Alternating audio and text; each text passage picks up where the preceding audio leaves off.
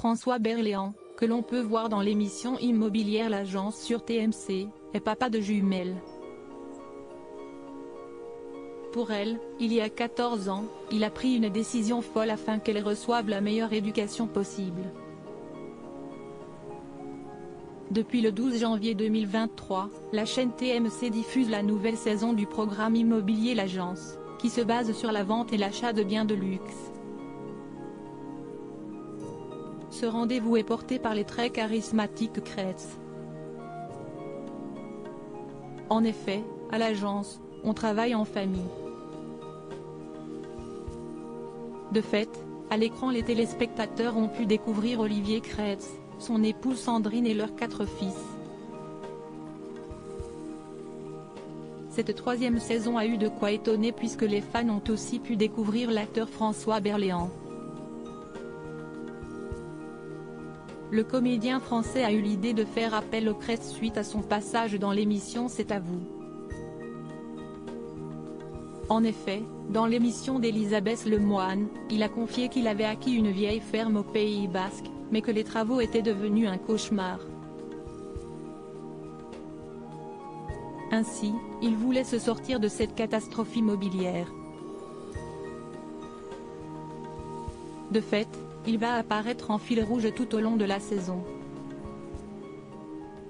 Pour l'amour de leur fille François Berléand, qui avait des difficultés scolaires, est marié à la romancière Alexia Stresi.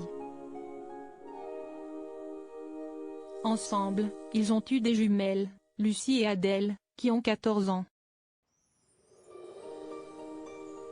En octobre 2021, le comédien confiait dans les colonnes de Voici qu'il était un papa un peu à l'ancienne.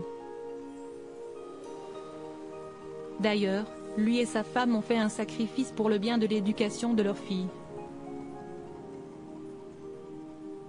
Invitée dans l'émission Ça fait du bien, émission d'Anna Roumanoff sur Europe, en mars 2021, la romancière avait révélé que le couple avait pris une décision assez atypique pour leurs enfants. En effet, les 2 parents ne voulaient pas qu'elle pense que la vie était un long fleuve tranquille. Par conséquent, ils ont voulu leur mettre du plomb dans la tête en déménageant des beaux quartiers de Paris pour s'installer en Seine-Saint-Denis.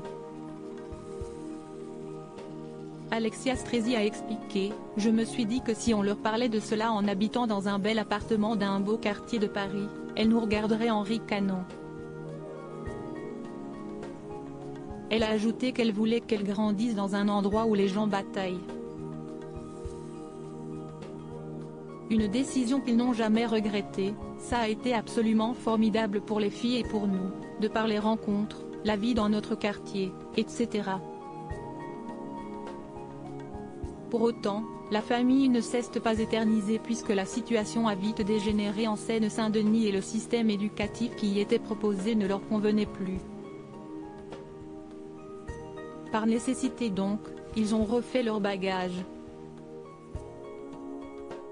Il y avait beaucoup d'enfants non francophones dans les classes de mes filles qui, à ce moment-là, étaient en SPEL E1-bas.